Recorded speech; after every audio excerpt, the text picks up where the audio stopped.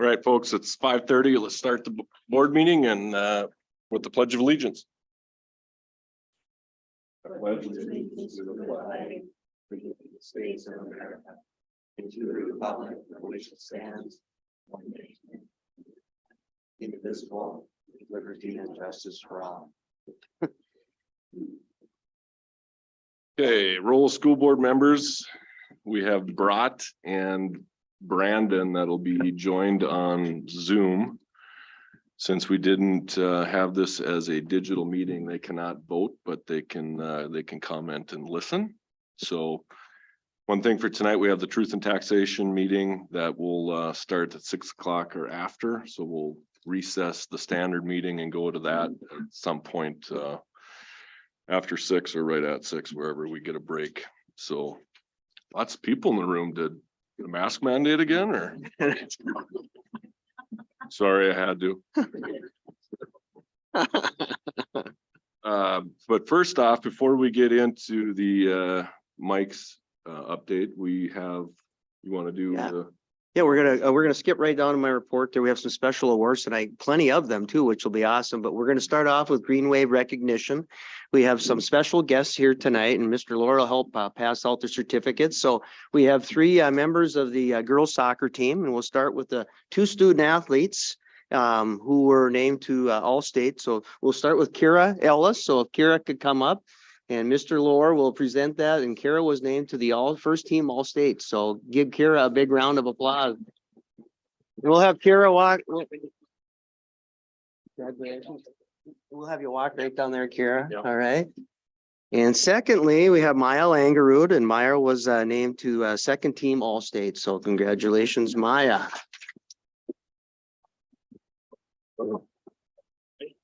And of course, last but not least, Coach Bina, if you could come up. Where are you, Coach?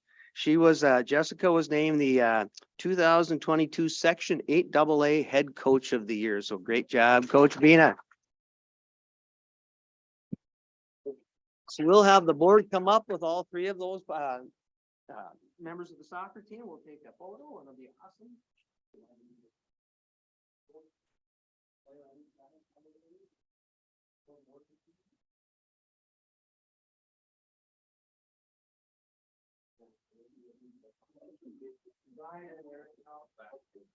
Big smiles, everybody.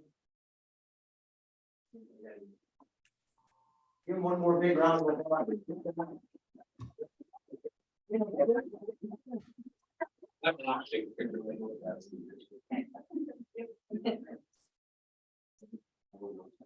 Okay, Mom. I'm gonna get on my microphone. I didn't forget that, but it wasn't on there. And we'd also, something I forgot to say too, is that Kara was also a Miss Soccer finalist. So congratulations to Kara. Congratulations.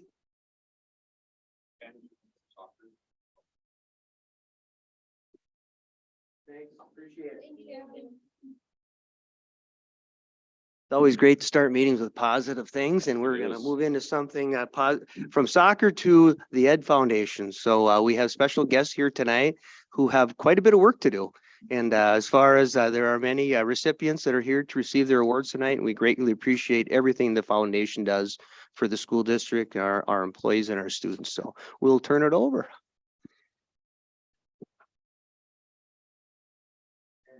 There we go.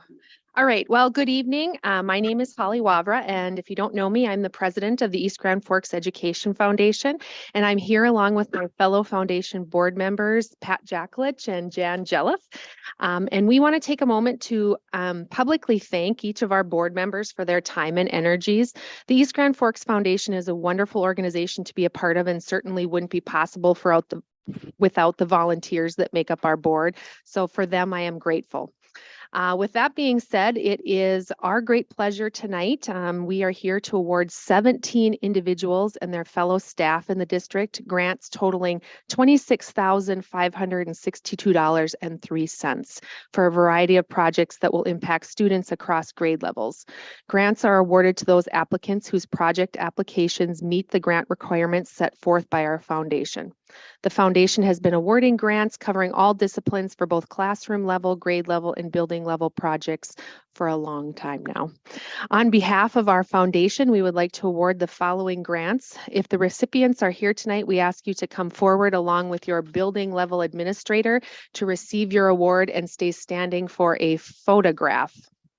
Our first recipient is Kelly Zabriskie, a district school readiness instructor. She submitted a grant entitled Diversity in the Classroom to purchase materials representing different cultures at the preschool level. She was awarded full support in the amount of $1,809.88. Is Kelly here? Okay. All right, well, we will award to Diane Stordahl then. Thank you, Diane.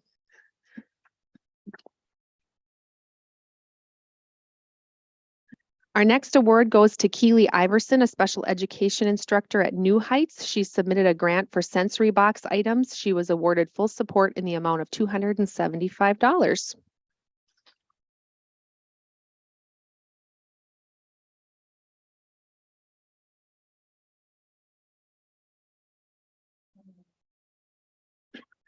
Melissa Croach, who is assistant principal at New Heights, along with Sherry Murphy and Katie Clevin, counseling staff, submitted a grant entitled Wave of Calm Room in order to create a safe space for students to regulate their minds and bodies.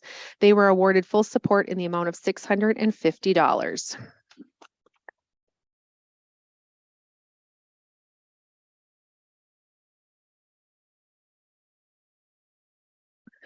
Chelsea Madison, a special education instructor at New Heights, submitted a grant for fidgets and timers. She was awarded full support in the amount of $300.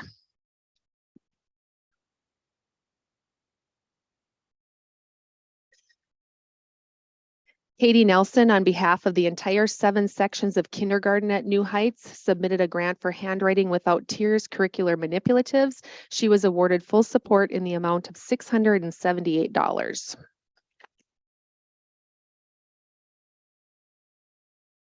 And last from New Heights, Christina Freeman, on behalf of the entire 7 sections of 5th grade. Oh, I'm at a new building. Let's take a building picture of New Heights. Is Chad here? I'm here. Okay.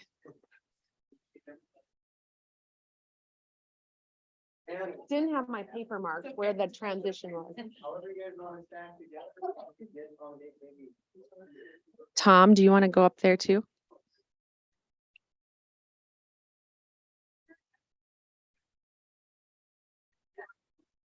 Tom, let me go over this side here.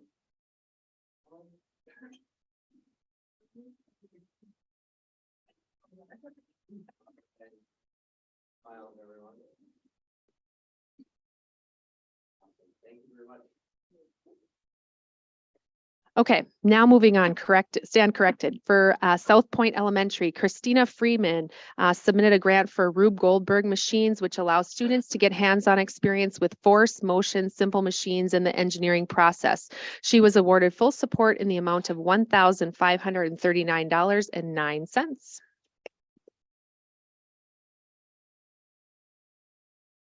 Amy Gumtu, on behalf of the entire 7 sections of 3rd grade at South Point, submitted a grant for a virtual class and tour of the Minnesota State Zoo, led by a naturalist and aligning with the Minnesota State Science Standards. She was awarded full support in the amount of $1,400.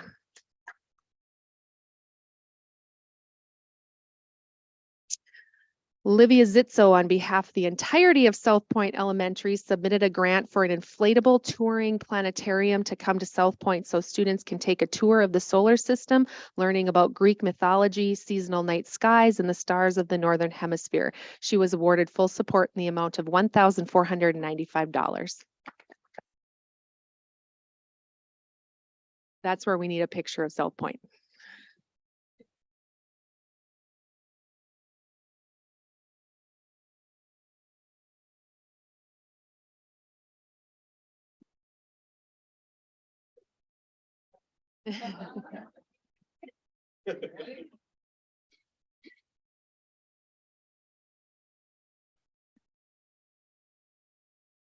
All right, moving on to Central Middle School, I have Christine Gruenberg and Carrie Armstrong.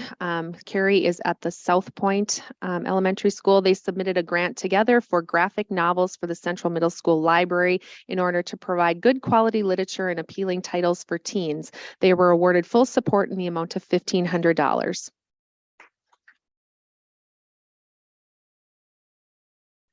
Jenny Hubdy, who is a paraprofessional and CMS staff library member, along with Christine Grunberg, submitted a grant entitled Drawing Students in the Library, Literally and Metaphorically. They, along with Mark Lundberg, the Central Middle School art instructor, and Central Middle School students, hope to create a revitalized library space. They were awarded full support in the amount of $631.59.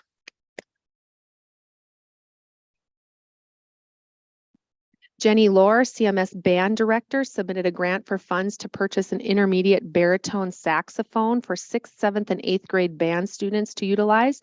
She was awarded full funds in the amount of $5,425.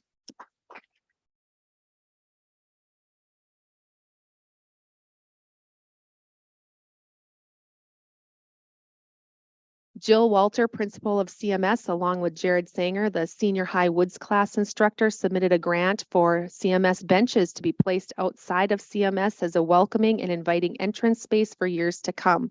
They were awarded full support in the amount of $1,338.52. This grant has also been earmarked for financial backing from the East Grand Forks class of 1973, who will be hosting their 50th class reunion next fall. Congratulations.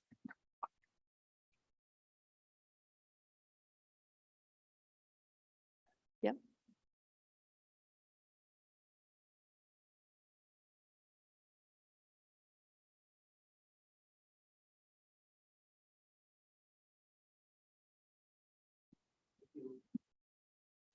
All right, moving on to the high school, Jessica Jennett. I know she will not be able to be in attendance tonight, but on behalf of the senior high visual arts department, submitted a grant entitled Exploring the World of Art Canvases. She was awarded full support in the amount of $1,000.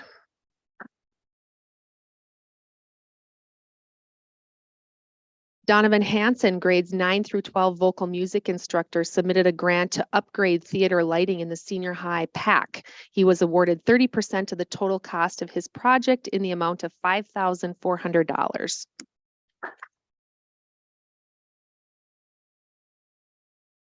Tracy Heisler, on behalf of the 11th grade English department, submitted a grant for alignment of the English curriculum. She was awarded full support in the amount of $2,000.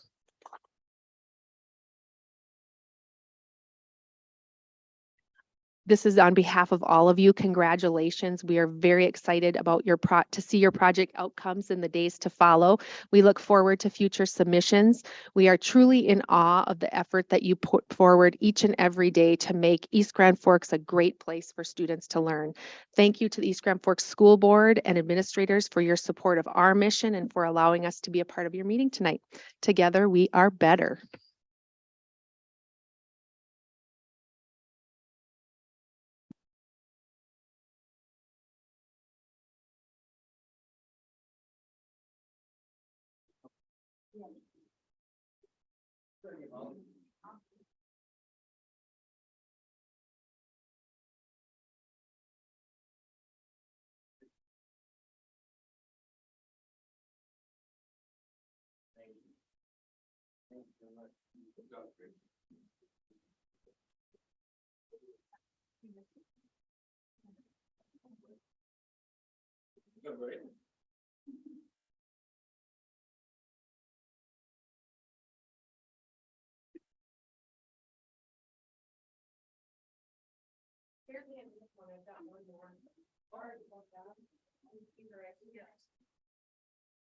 I have one check. All right.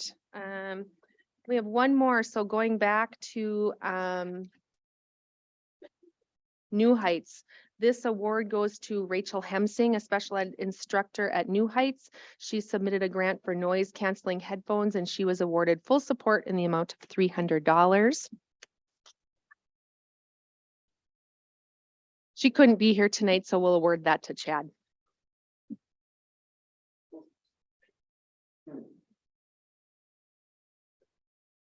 on behalf of all of the administrative team and all the faculty and the school district, we are greatly appreciative. It was wonderful tonight. So thank you very much. Yeah, thank you. Yeah. Perfect. We'll make sure we get that out there. All right. Thanks. Great job. And and then since we're in the reporting season here, maybe we should go to the Northwest Foundation right now. Don is online. Don, are you still there? I'm still here. Yes. Hi. Awesome. So we will, might as well do that report right now, and that way you don't have to wait around. And I see Paul is here as well, and Diane. So we have to turn that microphone to green, and we will turn it over to Paul Gordy, Diane Stordahl, and Don Ganji. And Don is from the Northwest Minnesota Foundation. So.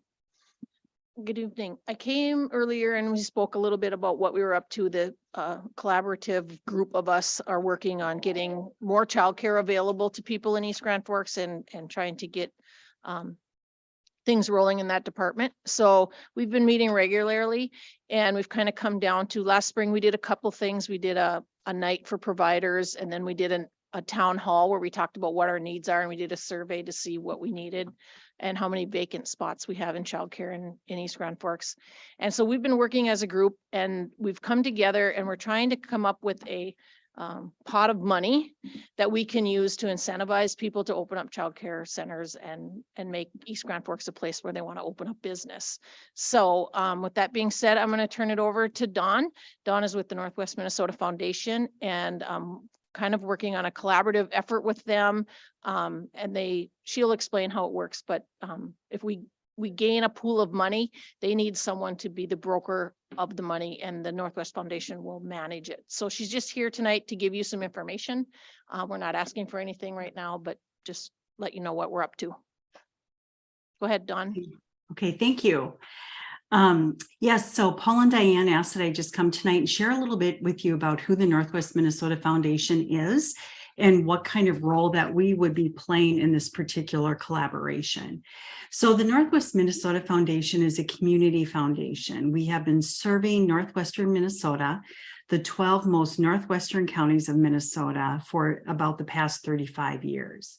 So we cover all of the counties from Norman County, where Ada is located, over to Hubbard, where Park Rapids is. We go all the way up to Lake of the Woods, and then back over to Hallock and Kitson County.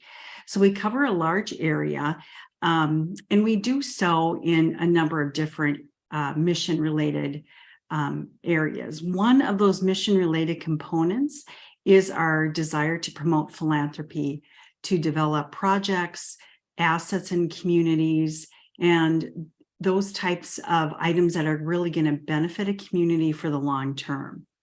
And so we do this by holding funds for communities to meet specific purposes. Currently, the Northwest Minnesota Foundation holds about 415 funds throughout our 12-county region.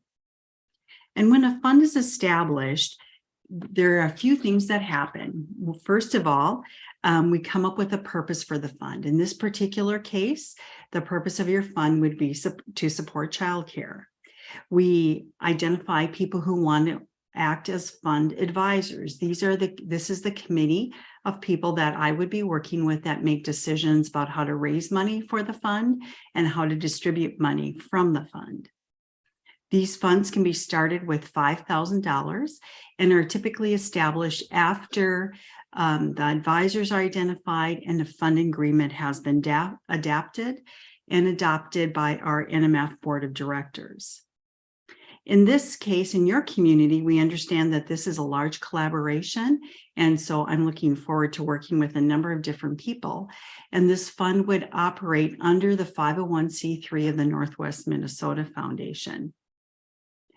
The services that the Northwest Minnesota Foundation provide are that we would provide gift receipting on a variety of different types of gifts.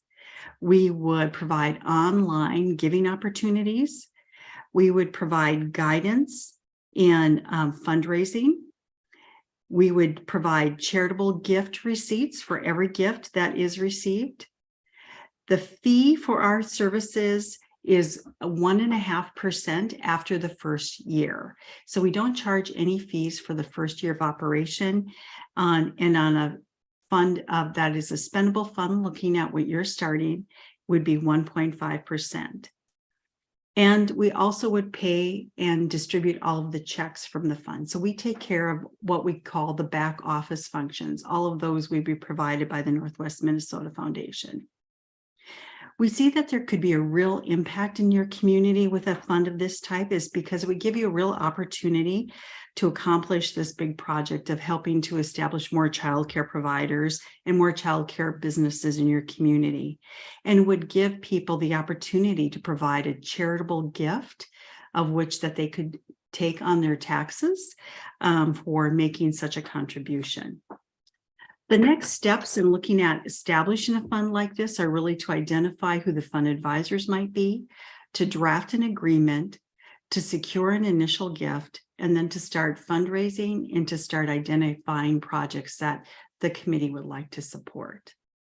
So the Northwest Minnesota Foundation has done these kinds of projects for a number of different types of projects throughout the county. And so I'm happy to answer any questions that you might have. Or Paul, I don't know if you have any additional comments that you would like to make.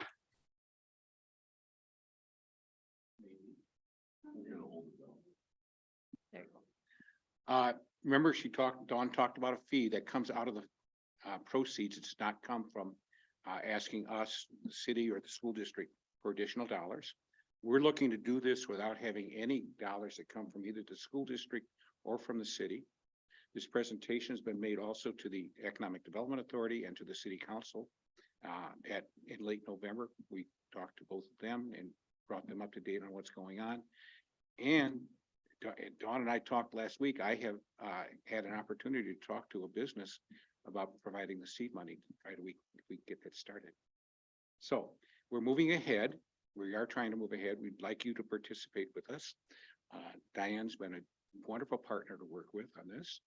And like I said, we're trying to do this so that we can make childcare more available at a reasonable price for the people who need to use childcare, and so that we can do something that's sustainable over time, over the future.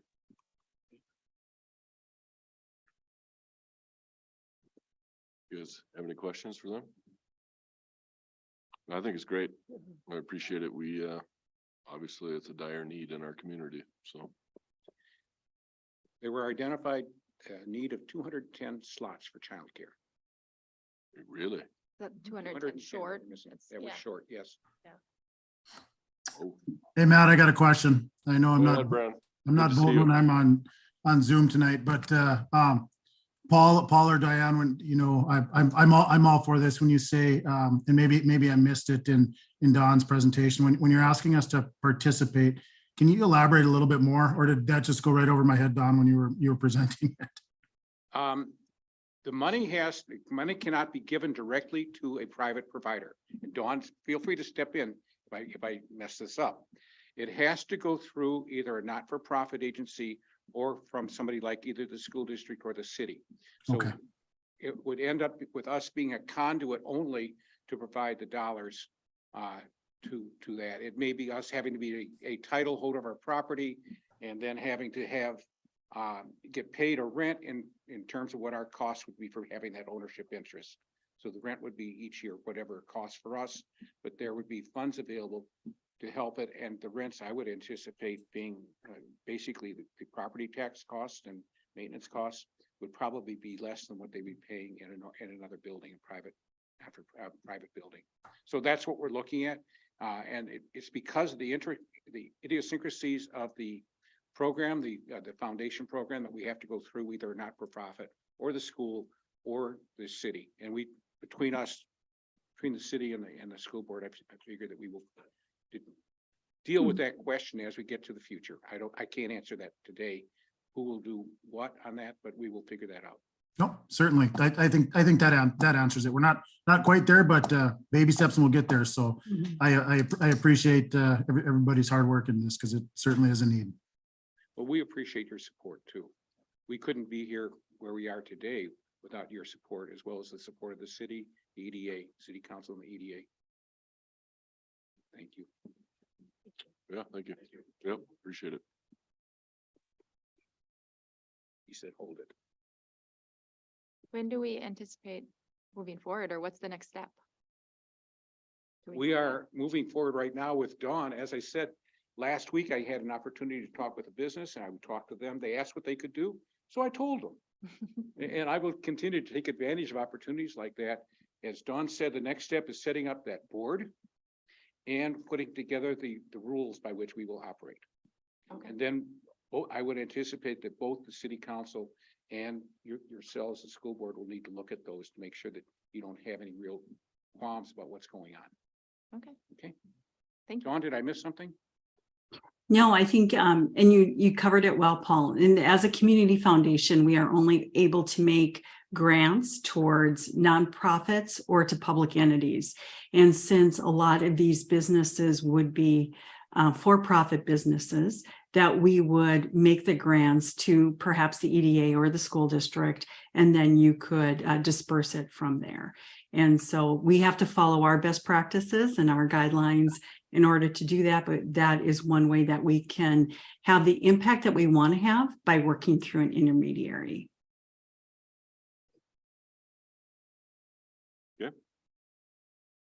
Appreciate it. Anything else? Thank you. Thank you. Thanks, Thank Dan. you. Yep, Look thank forward to working with you. Thank you. Have a good night. Yeah, Thank you, Don. Mike, we got like 5 minutes. So do you want to get in? Should we? I think we can give the enrollment report and the finance report, and Yeah. then we should be about right on time for truth and taxation, so. Sounds good to me. Take it over. Take it away. All right, well, I'll start with enrollment, which is, we've been real positive tonight, but this is a sore subject. We have, this is our enrollment right now of 1,817 students, grades K through 12, but it's the lowest enrollment, probably in the last 7 or 8 years, and, part of that is we saw a trend that, our new to American families and our EL students, we had as many as 200 EL students at one time. And right now I would say we're at 75 or so in that, right in that, and so we've seen the numbers go up and we adjusted, and we're seeing the numbers head down. So we're going to have to make adjustments as well. So it'll definitely have an impact on the fiscal year 23 budget. We did budget very conservatively when we did student numbers in the original budget, but we're going to have to adjust that with the revised budget. And then also for future staffing, whether it be second semester or for next year, we will make adjustments and, due to the declining enrollment. So hopefully, maybe something will happen that maybe we'll have daycare open up and we'll have jobs and we'll have some people move to town, but it has fluctuated. So just wanted to give you an update there. And then as far as the finance report goes, we'll turn that over to Amanda, and she can go through her monthly report. All right, so I have a few notes on the budget actual information. Some of it we've gone over in the past, but I'll bring it up again. So on the general fund, our federal revenues are up over the prior year, and that's just timing to when we are drawing down grants. So right now we're working on drawing down our ESSER 2 and ESSER 3 money, as long as all of our title money that we've gotten in the past. So that's the differences there. In the property taxes, they're lower than the prior years. And that is really just due to our levy changes. So you'll see when we get to the next page that we have more levy dollars going into the debt service fund to pay our debt than we do have coming into the general fund. Our other local revenue is up quite a bit from the prior year. And that is, oh boy, I lost my spot. Sorry. The biggest difference in there is actually interest income. We have about $70,000 more of interest than we had at this point last year.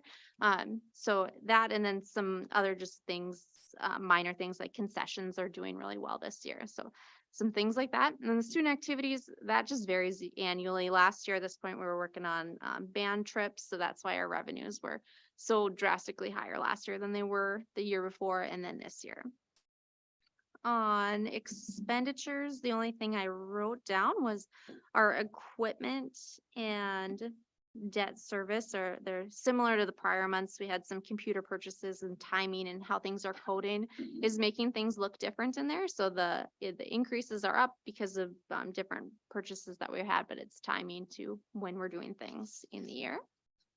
And then on the next page, just at a few notes, our community or our food service fund, our revenue looks really similar to the prior year, but I just wanted to note that now that all of the students are paying for their lunches, our revenue in that fund isn't going to be steady, I guess you could say, because parents are putting money into their accounts on random basis. So we're getting less money from the federal and state government. So right now it looks the same, but I don't anticipate that to happen all year long. So just something to be aware of. And then the debt service fund, you can see there we have more revenues in that fund, and that was due to the general fund having less revenues. And that is pretty much all I had on there. Any questions for budget to actual? Oh, you guys got any questions? Thank you. Nope. Looks Yep. good. Yeah, go Yep. ahead. Oh, no, I didn't really write much down on the treasurer's report.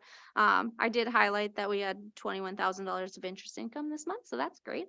Our cash position is up a little bit from the prior year, but that's mainly where we've been consistently throughout the year. Month over month, we are down cash from the beginning of the month to the end of the month, but the same thing happened this month last year, so it's pretty standard of how things are flowing. All right, any other questions? You know, I just add too that we have to keep a close eye on food service. That's something that's very different than what we were dealing with the last 2 years during COVID. You know, the revenue, they were consistent because we were basically getting paid, you know, the set rate for our students that were eating for free every day. We're now, you know, we have some students that we are collecting for free and reduced meals, et cetera, but we also have a lot of students who, you know, full pay. And, you know, some of the concerns too would be lunch debt. And we're keeping an eye on that. And just that's going to be a fund that is not as consistent as the last 2 years. I'll just say that. So has it been better than expected, lunch debt? Because there's kind of a correction line there that we were worried about. Maybe need a little more time here, but I think it was, when I saw the number, it was less than I anticipated really for our new debt. Because there was some debt that had that was in there from a previous year, but it'll be interesting to see how things all shake out. Okay. But any questions for Amanda or anything? On the food service side too, I looked through our expenses and they're not drastically increasing, but I think we have seen increases in our food costs there, so that could impact the food service fund. Definitely, yeah. Good point. Thank you, Amanda. Well, I think this is a perfect place. I will make a motion to recess our meeting to go into the truth and taxation. All in favor of recessing our meeting, signify by stating aye. Aye. Aye. All opposed? None? Motion carries. So now I will make a motion to open the truth and taxation meeting. I'll second. All in favor of opening the truth and taxation meeting, signified by stating aye. Aye. Any opposed? Motion carries, and we'll start the truth and taxation. And Amanda's all ready to go. All Look right. at that. I'm ready. Okay. So first up, we just have what the law is. It requires cities, counties, and schools to follow certain steps before we can adopt our tax levy.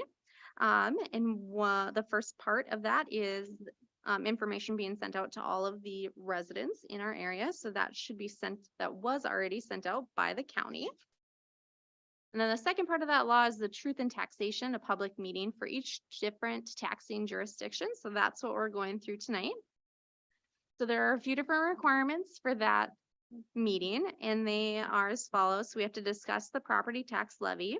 We also have to discuss the current budget, and then we have to allow people time to ask any questions. So some points to remember about our tax levy: revenue formulas are set by state statutes other than voter approved referendums. The local levy and state aid is a mix, so the state sets what that mix looks like. So an increase to your local taxes doesn't necessarily mean that the school district will have an increase in revenues, because the inverse of the state just paying a little bit less of their mix can happen. So how are your property taxes determined? So first, the county assessor determines the market value for each different parcel in the area. And then the state legislature sets formulas for your tax capacity. So there's different burdens split on properties based off the type of property you are. So a residential property will have a less of a burden than a commercial property, because commercial property can raise rates or things like that to combat the rise of their property taxes. So then the county auditor calculates the tax capacity for each parcel. And then they divide the total levy over that tax capacity. There are certain levies that are spread on different bases, but they're spread on market value. However, our property taxes are split on tax capacity. So then we can move into the budget. So our school operates multiple funds. We have a general fund, which does basically everything that you think the school generally does. All of our teaching classes, extracurricular activities, transportation, all of that is run through our general fund. We have food service, which operates school breakfast and lunch programs. Then our community service fund has preschool, some early childhood family education. They also run some fee-based programs during the summer and different events that happen. The construction fund is not always in place, but currently we have one for our continuing bond fund. So that'll pay for any construction projects that are voter approved. And our debt service fund is where any of our voter approved debts sits, and we pay that based off of our levy dollars.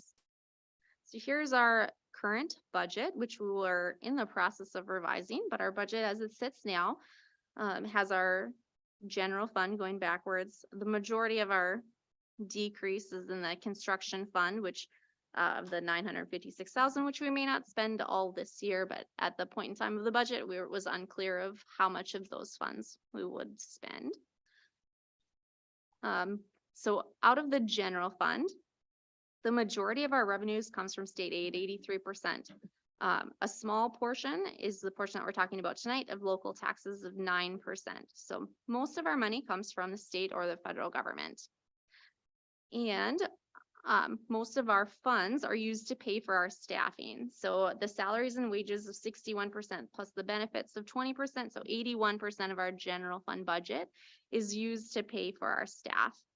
The largest next section is purchase services, which would be things like utilities and other items that we're paying other people to do for us. So these are just the categories in which we spend our general fund dollars, and they kind of correlate to our monthly report that we give. So most of our expenses are in regular instructions. That's where you're going to find the majority of our teaching staff. Some of our teaching staff is in that next large bucket of 19%, special education. And then the next largest section is sites and buildings. So that would be any building upkeep, and then utilities and things along those lines. So the state gives us dollars that are restricted for certain purposes. So this is just our budget within those restrictions of if we spent our dollars according to budget, where would we end up at the end of the year within our restricted codes. So the majority our revenues are budgeted to be our expenses. So our restrictions kind of end up in the same spot at the end of the year, the majority of the time. It's not always the case. Things might not happen that way, but that's how we budget the dollars to come in. I found this graph that I thought was interesting that Ellers put out, and the state provides general education aid per pupil unit to us, and that dollar has increased over the past years. You can see in 2003 the dollar where we're at. However, it has not increased at the same rate as inflation. So that's where we're running at. Our expenses keep growing, but our revenue, where 80% of our revenue comes from the state, isn't growing at the same rate. So then on to the levy that is proposed this year. So our school district can set levies based on state formula or voter approved or a local option revenue. So those are our options. So factors that can change your taxes, they can be changed by state legislation, changing any of the formulas that impact your state or your local property taxes. They can also be by voter approved items like building, when we did our referendum for our, when we did our project at the building, that can change our property taxes. And then any changes on the real estate market can really change your property taxes. So if your property value goes up, your proportion of the property taxes as a whole may also increase. However, if the property taxes in the whole area all go up at the same rate, you should pay the same amount. So it's really dependent upon what happens in your entire area. So if some areas of your town property values go down and yours go up, then you might experience more of that burden. We also have in the state of Minnesota an ag to school tax credit. So our agricultural value or land is, some of their taxes is picked up by state aid, and that has been increasing over the years. So this year is the final increase to that amount. So they see that on their property tax statements, and then we get those funds through the state. So out of our levy, the majority or half of the levy goes to the general fund, and then a small portion goes to the community education fund, with the remaining going to debt service fund to pay our current bonds. So here's the proposed levy by fund. So the proposed in total is the 4,108,167, which is a 4% increase over the prior year. The larger increase. I'm sorry, I read that wrong. Okay, no, we're good. And then the components of the levy are as follows, and we're just mandated to say which portions of the levy are for specific things, and then we have to spend them as such. So these are the parts of the levy that will be restricted to us. And then here's what the approval will be, but I don't believe we're doing that tonight. And then if we were going to break down the property taxes to say how much of the state is going to pick, or how much of that agriculture credit the state is going to pick up, they will pick up the portion that's listed as the negative amount. So in total, the state pays $348,000 of our levy that we will be doing. So then the big picture, it's all about students. So I like to include them. And is there any questions?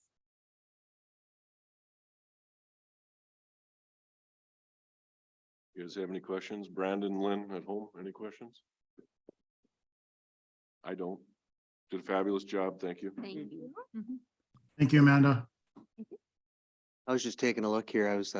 When I saw 4%, I thought, it didn't, Is I it just- wrong? it should be about 2.4%. I'm sorry. No, that's all right. No, I just thought, okay, because I remember seeing that earlier, but the numbers are right. It's Okay. just that percentage, but I should have Sorry picked about that up that. earlier. No, that's okay. And then, I think especially, I know in the area I live, we saw a significant increase I think you talk to almost everybody in our assessed values, right, of our homes.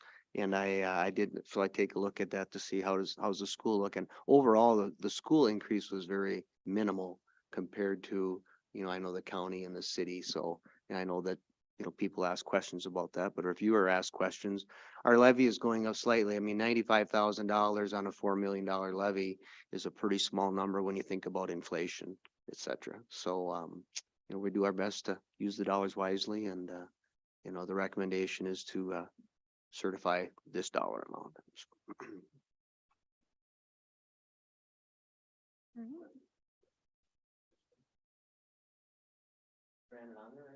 Brandon, are you on there right now? I am. Did you have anything you'd like to ask? No, I don't have anything. I appreciate, Amanda, that you highlighted that ag credit. I think it's important for our ag producers to know on that credit and what the formula is. And then just if we can get that corrected for the good of the order for the media on that percentage of what the levy's out actually increasing, if we can just share that later, I think that'd be helpful. But thank you for putting this together, Amanda. Appreciate it. Yep, thank you, Amanda. Thank you. We're done, so. Were there, there any- anybody, any questions from the public? Mr. Lore? All right. Hearing none, I will make a motion to end the Truth and Taxation meeting. Second. All in favor of ending the Truth and Taxation meeting, signify by stating aye. You opposed? Motion carries. Truth and Taxation is done. So now I need a motion to start up the standard meeting again. So moved. I'll second. All in favor of reconvening the standard school board meeting, signify by stating aye. Aye. Any opposed? Motion carries. Let's start again. Mike, we left off at 4.3.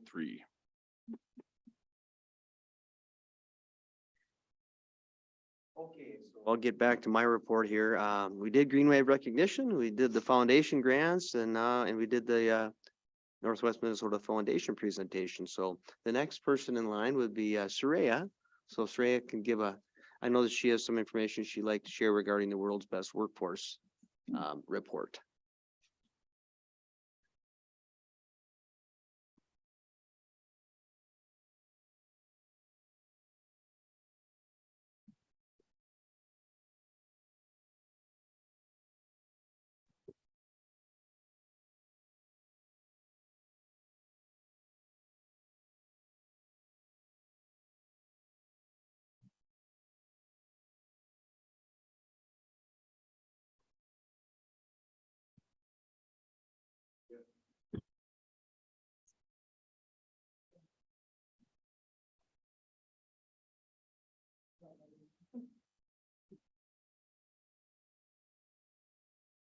All right, good evening, everybody.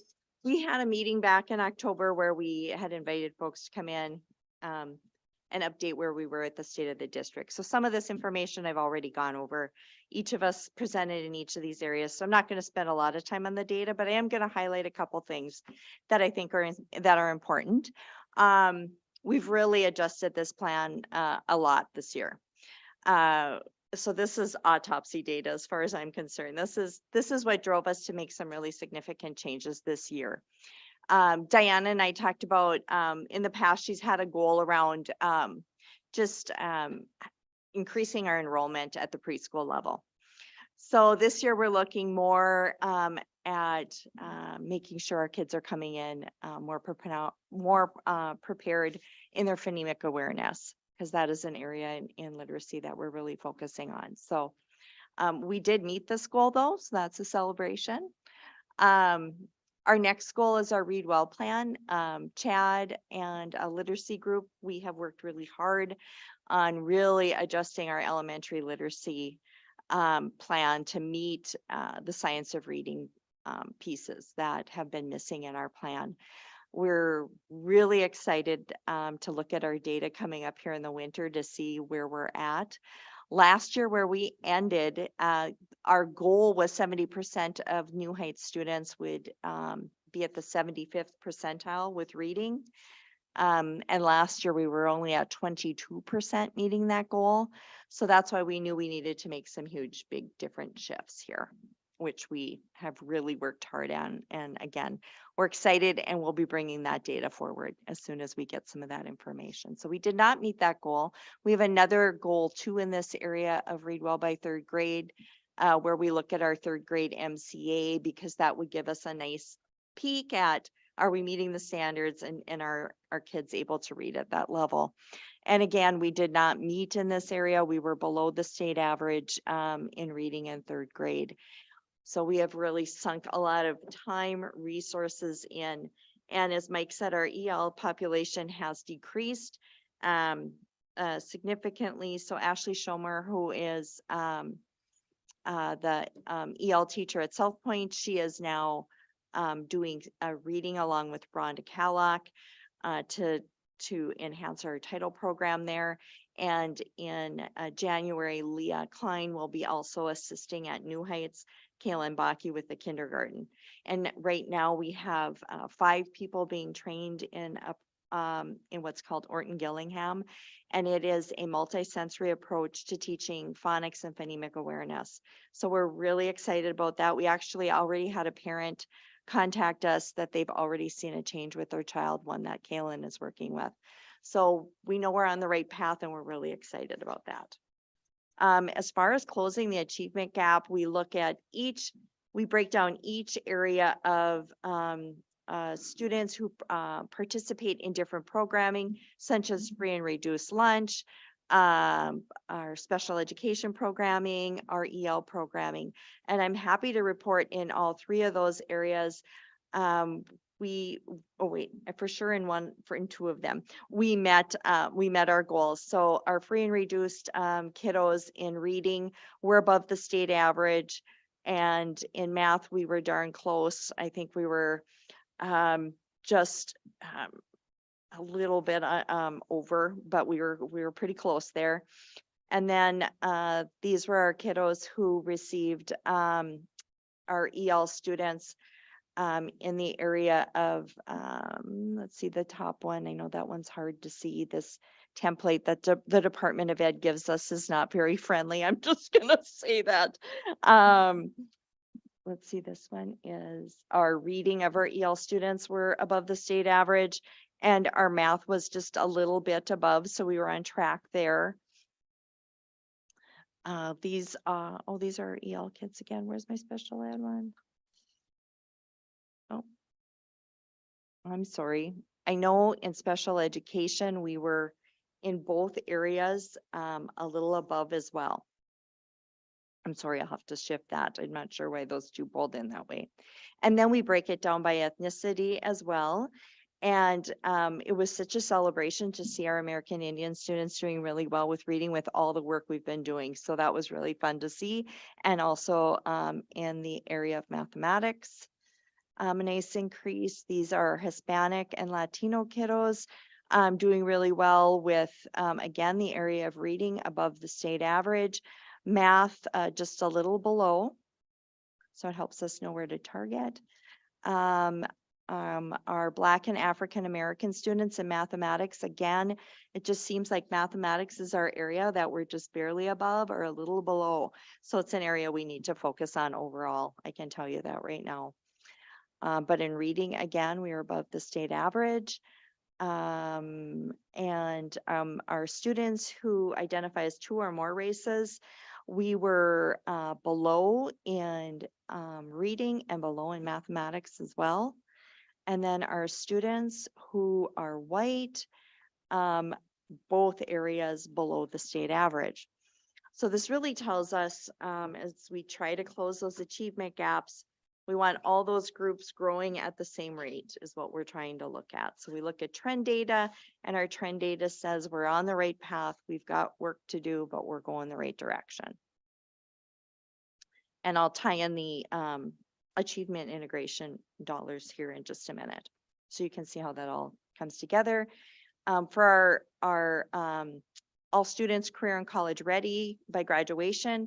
Again, this goes back to the academy work, the great work that the high school is doing.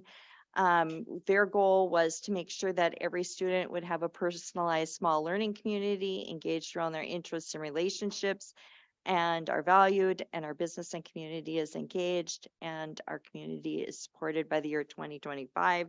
So this is an ongoing goal. And we have started with a WAVE Academy, and then we have introduced the Sophomore Academy.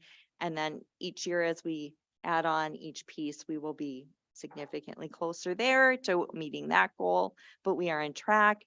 And one of the things I know that Brian has been working on, and I know that Jill also at the middle school is looking at, is our failures across the rate, across grade levels. And at the high school, they've added in that flex time.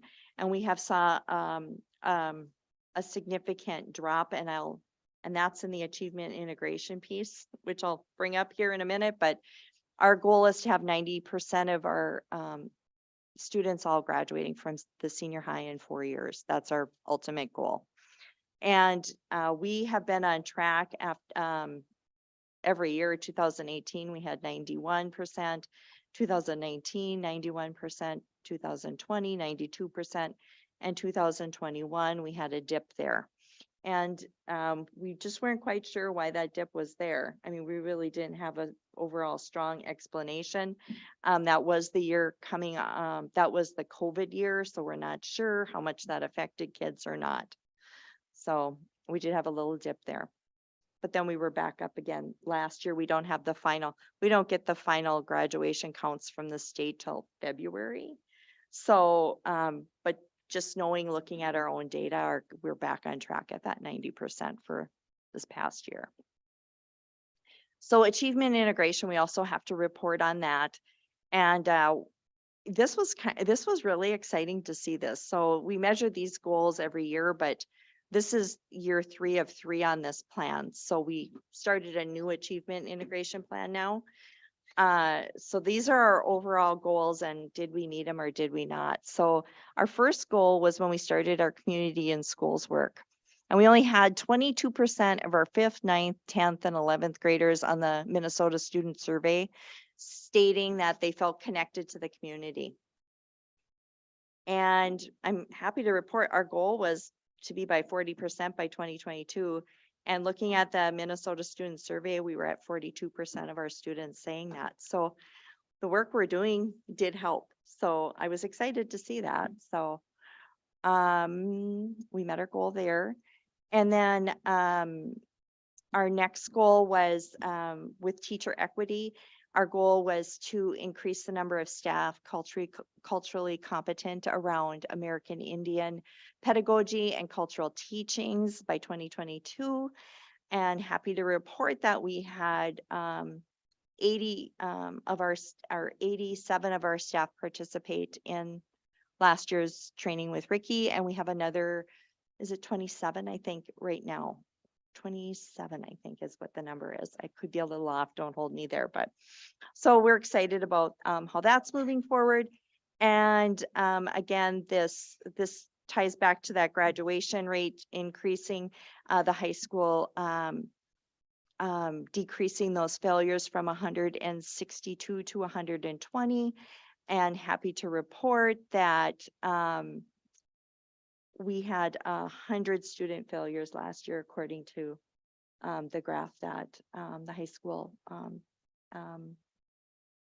turned out. So great reduction in failures, and that's all feeding into all the world's best workforce piece too. So, and then just a little narrative, we do have to do, because of these dollars we receive, we do an integration project with Thief River and Crookston, and we had a science camp the one year that we could. It was hosted in Thief River. We bused our kids there. Alex Reed and Erica Gunville worked with our kids that were that attended that 2-week camp, science camp up in Thief River. In our new plan, our middle school students will be able to participate in some career awareness building that we'll do.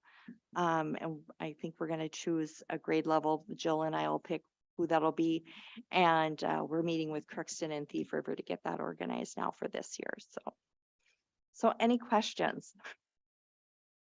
Tried to speak as fast as I could, Mr. Yeah, that was a lot of information. So, and it was good information. So what you're saying is in math, we're there, we're kind of there. We're kind of there, yeah. Right. And then in reading, we have a very big stretch goal there, Mhm. which is what we need. Yep.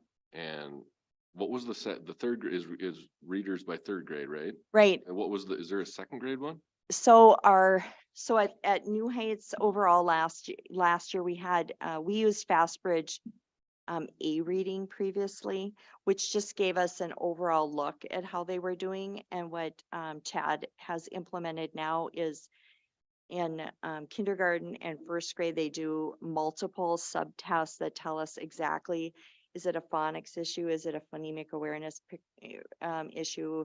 Is it that they don't know how to segment words? So they take all these little subtests that give teachers an idea of how to differentiate in their classroom better around those foundational pieces. So that's what we're really excited to look at now. So, and then in 2nd grade, they did overall A reading. And then the kids that needed, that, performed kind of on the edge there, they did some of those sub-tests with them as well. And then Kaylin Baki has been implementing at the kindergarten with 9 students. Currently, she's serving the Orton Gillingham training that she's went through. And Pam Sorensen has been using a program called SIPS, which is very heavy phonemic based as well. So we've already seen some really nice growth with alphabet sounds and some of those pieces where kids have graduated out of certain areas into the next. So like I said, we'll be bringing that data forward. I'm really excited to have that coming. So Yeah, that's good to hear. Yeah. So got to start them early, right? Yep, yep. No pressure, Chad. we're working together. It Yeah. takes a team. Anybody have anything for Shreya? Oh, Thank you. thank you. Appreciate it. Right. Okay, where are we? I think we're at committee reports. That sound right? Yeah, we are at committee. Yep, and just negotiations, just an update there that the committee met with the paraprofessional group on the 6th of December and actually reached a tentative agreement. I know that Nancy and I will be working on getting the contract updated. We just received a digital version this morning. And so we'll get that sent out. So the group is going to have to ratify that once we get that put together, as well as the board will have to approve that contract. But they did reach a tentative agreement there. Administrative assistants, they're working under last year's contract. They submitted a proposal and I'll be meeting with them here shortly, so. And Health and Safety Committee was a pretty short meeting. It was our quarterly meeting. There were a lot, there were some things on there from the previous meeting that had been corrected. A few things are still hanging along. We haven't been able to get those fixed yet, but overall, there were very few reports as far as and we've the maintenance team's been working hard to make sure we have a solid plan in place to make corrections. So that's it for committees. All right.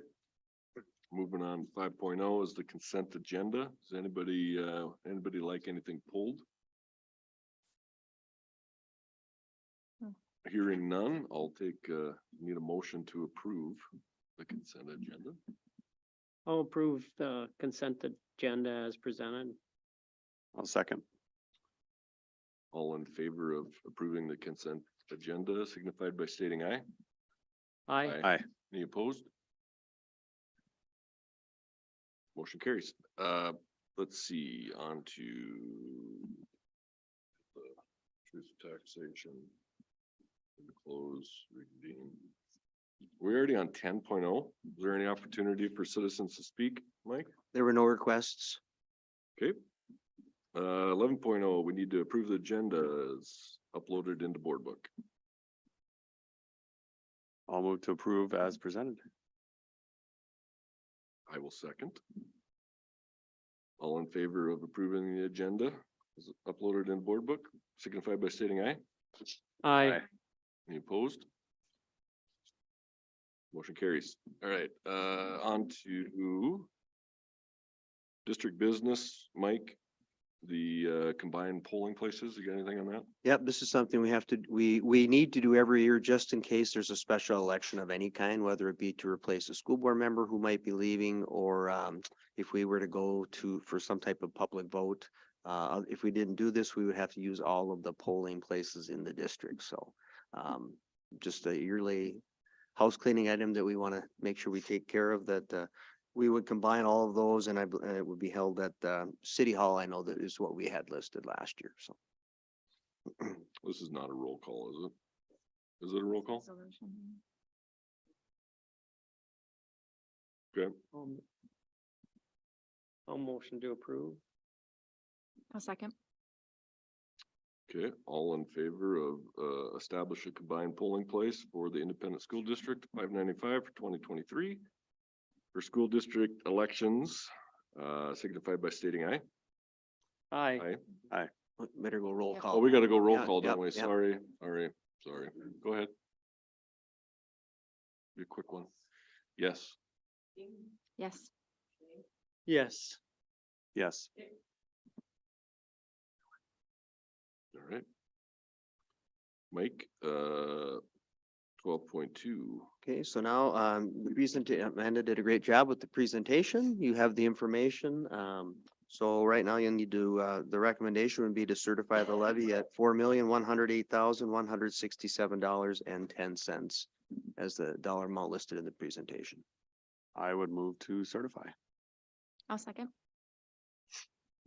All in favor of certifying the 2022 payable 2023 levy at the amount of $4,108,167.10, signified by stating aye. Aye. Any opposed? Motion carries. Then we move on to the Coca-Cola contract for the high school concession stand. We'll probably just have Carla add her 2 cents here because she's the one that's been working on this the most.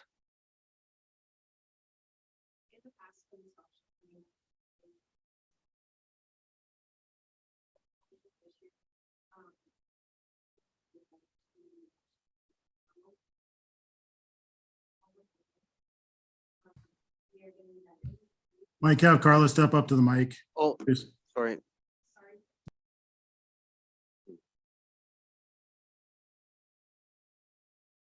All right. So to the best of my knowledge, I should say that scholarship committee, when they ran it, had an exclusive contract with them. So Coke approached us this year to make it a formal one. So we will get better rates actually than what the kitchen is getting, which we're using right now. And then we also get promotional documentation or promotional, I don't know what you would call it, signage. There you go. Thank you. Along with better coolers, better, I think it's a total of $6,523 in equipment. And then up to $7,500 a year in promotional and marketing and what was the other thing? Product donation and annual funding just for what we choose to use it for. Significant decrease, I guess, in cost, so. And it would just be for our concessions at the senior high. Yes, So only our the- concession yep. stand in the building and on the football field. The rest of the building is on their own. So, So you made a comment that it's better than the kitchen? Is that what you said? yeah, because they're not exclusive and they don't want to be. So, and it's not, I shouldn't say better in the term of like a lot. It's like 50 cents per item. Oh, So it's not significant, but it, for us overall, we would not be able to be under that umbrella anymore. So it would go up about $10 a case. so it sounds like a no-brainer. Matt, I got a quick question. Go ahead, Brandon. I'll make it before you guys get your motion. Mike, you said it's only at the school. This doesn't impact any place that we lease space at, right? So Civic Center, that's not ran by the school anyway. But I do know that there's a contract at the Civic Center, or a city contract. I just want to make sure that we're not butting up against another contract that in a lease space that we have. Correct, because I did ask that question. Okay. Yep. Thank you. You're welcome. So, question, Carl, that, Yep. like you said, 7,500 in promotional, Mhm. like how? Up to would- 7,500. Okay. So that's basically maybe like your signage. So Oh, anything that we choose as far as that put up goes. for them? Yep. Yeah. So anytime we have to change our menu boards or they'll pay for it. And this is for 10 years? 10 years. They did not give me a rate for 5 years. They said that is an option, but they didn't quote it. So, So does our rate go up every year? I'm no, guessing it does not. no. Okay. And for right now, with the way the rates are going, Right. So this locks us in for this 10 years. yes. And I did approach Pepsi just to see if they would come back and they never did come back. Good. So, Yeah. yeah.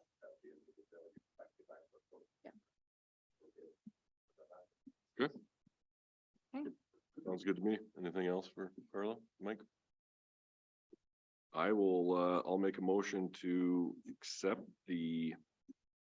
approve the Coca-Cola contract for the senior high concession stand. I'll second.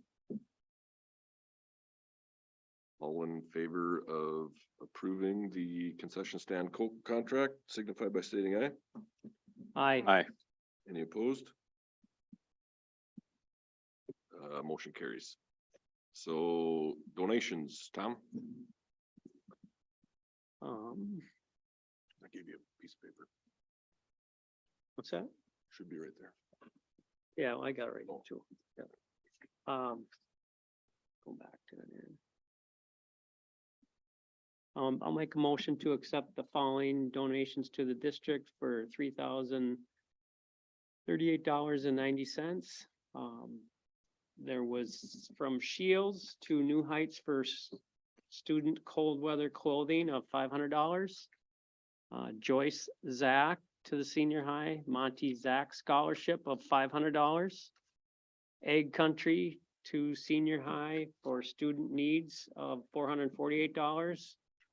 Hugo's to the district for music for $125.90. Downtown Development Association to senior high music, $50. Green Wave Sports Boosters to senior high athletics of $1,300. And various donors of a free will offering to the senior high for packed lighting of $115. Got the donations to $3,038.90. So that's my last one. Thank you all. Oh, second. Thank you. Yep. All in favor of accepting the donations, signify by stating aye.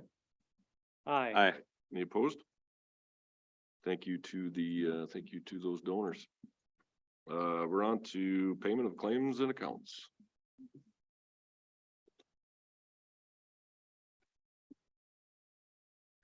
I would move to approve the payment of K-12 bills 123,756 through 124,031 and EFTs in the amount of $1,587,100.57. I will second. All in favor of paying the bills, signify by stating aye. Aye. Aye. Any opposed? Motion carries. We are on to board member comments. Lindsay, I have no comments today. use? I'll just appreciate working with both of you. I know this will probably, is this our last meeting? The last one. This is our last- Strong possibility. Yeah, Yeah, yes, we have another one. Obviously you guys have brought a lot to the board and, you know, in your time and, I know as a board member, I've learned a lot from both of you and appreciate working with you on various committees and boards and, yeah, just thanks for all that you've done for the, students and staff. Yeah, thank you. Thank you. Thank you. Tom? No, I guess a couple things. Just going back to the beginning, I had a couple notes. One was from on the soccer side, as far as a coach, what the program and Jessica Bina, what she's done to I know how hard she works in the classroom and coaches and being a single mom, she puts a lot of time in everything. And so for her to get that award is a great honor for her because she does do a good job for our school and our program, and it shows in our kids and seeing the girls being recognized, and those girls will be the first to tell you that they don't get those awards without a good team around them, and they're on and off the field, you know what you're getting out of them, and it's really an honor as far as a coach to know when you see kids out on the field, what they're representing in your school for them, and so just to make a mention to that, so.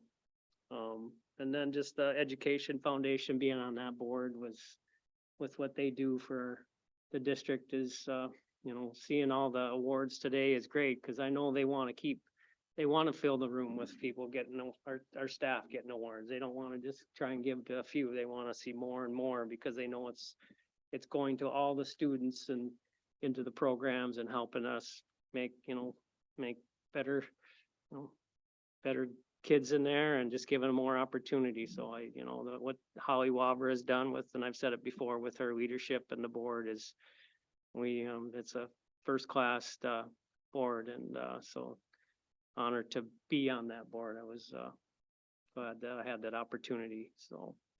And then just as, you know, like Erica said, you know, our district being up here for 8 years, kind of a nice honor, but we have, you know, great working with all the district staff, and we have good people, and you know, it's been an honor to be up here to kind of listen and kind of try and be there as a team, the green team, and we're all a part of it, and we all worked hard to work together to do what's best for the school in a lot of ways. And we had hard times in COVID. We all know that, but we all worked hard together to get through everything. And so, and you know, the board is was nice working with all of you and Brandon and Lynn, who aren't here, and then the previous board members. So honored to be in this position. So thank you.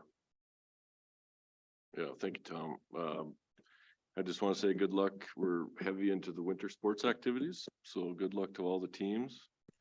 Again, it's been it was only 4 years, but it was fun. We went through COVID. We got everybody a device, so that was good. That was one thing we said we were going to do. We brought Jill to the district. That was a very shiny spot in our 4 years that I've been on here. This is a well-oiled machine, District 595, and it was fun to be a part of it. And we have terrific staff, good at administration, and it's been a lot of fun. So thank you. Brandon, you got anything? Well, let's go with Lynn first, and then I have some closing stuff. Let's go with Lynn, and Mike, I know you got your thing, but it'll tie into mine. So go ahead, Lynn. Sure. I just wanted to say the same as you did, Matt, as far as the winter sports. Everybody, good luck. I know those are really kicking off now. And of course, all the winter activities as well. And I wanted to thank you, and I wanted to thank Tom for showing me the ropes when I came aboard a couple years ago now. So thank you. Thank you both for serving. I appreciate it. And happy holidays to all. All right, so Matt, I'm going to start before it's actually going to lead into number 15 on the agenda, but we don't have a next meeting slated. I brought it up at last couple meetings. I had Mike do some research for the January meeting. We cannot have a meeting on January 2nd. I won't have enough board members to do an organizational meeting that following week. So Lynn, Eric, Lindsay, my proposal would be that we either have it, we can't do it the week of the 10th because we won't have all board members won't be here. So we could have it Monday, January 16th. I'm not sure though, Mike, I can't remember when everybody's going to the cities, if they're back or if that's that same week. No, the MSBA Winter Workshop is the 11th through the 13th of January. So, Okay. Yep. So I would, I guess what I'd like to see happen is either the 16th, and that still gives us, if for some reason we need to have two meetings in January, we'd have to have one the following Monday on the 23rd. But if everybody's okay with it, and Mike, you're okay with it, I'd like to propose that January 16th would be the next meeting. There are actually 5 Mondays in that month too, so we could do the 30th for the second meeting. Okay, yeah, we could have a break there, but I don't, Mike, there's nothing on the calendar that I could see on the 16th, is there? Martin Luther King Day. Yeah, it's a workshop day. We don't have students, but I mean, that's. That's wouldn't be okay. on- Yeah. So let's plan on that, board members, and then any new board members that are listening. I'll certainly be reaching out to the new board members before that meeting. And with that being said, I guess I got a couple things to say. First, I want to start with Matt.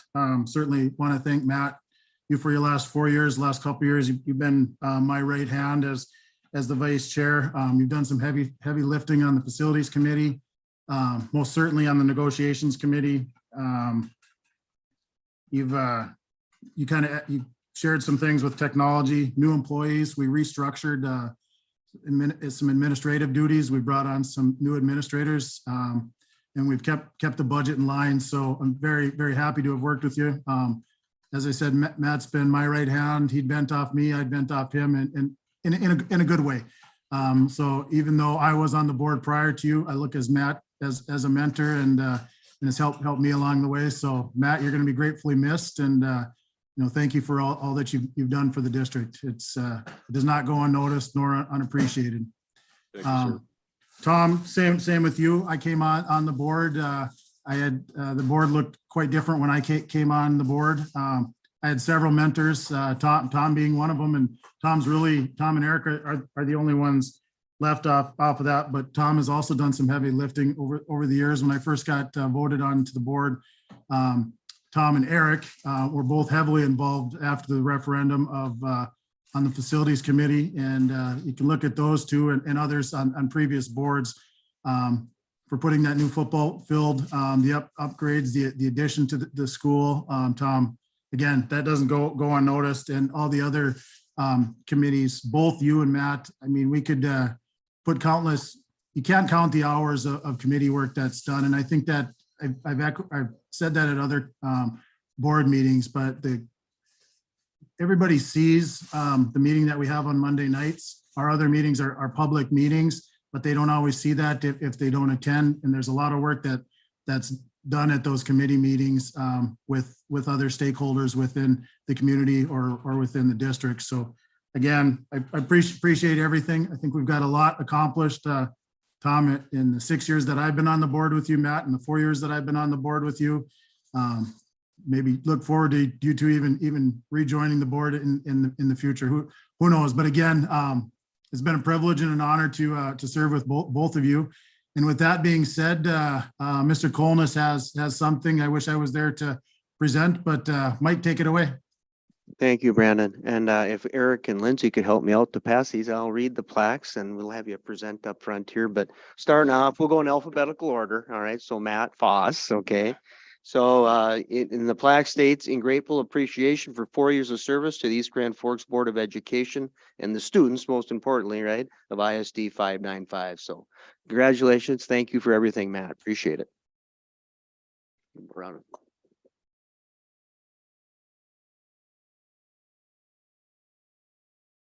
And we'll take a picture when we're all said and done here, okay? We'll take a picture. And then to Tom, in grateful appreciation for 8 years of service to the East Grand Forks Board of Education and the students of ISD 595. Tom Pache, thank you very much for 8 years of dedicated service. And also to Matt, you guys have helped make our district stronger and better. So thank you very much.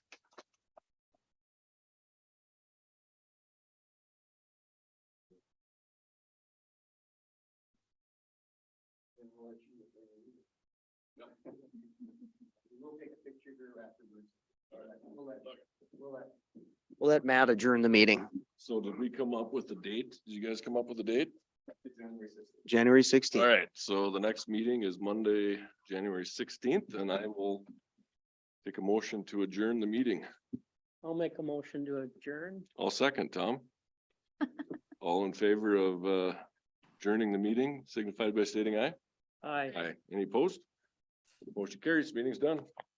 Thanks, guys.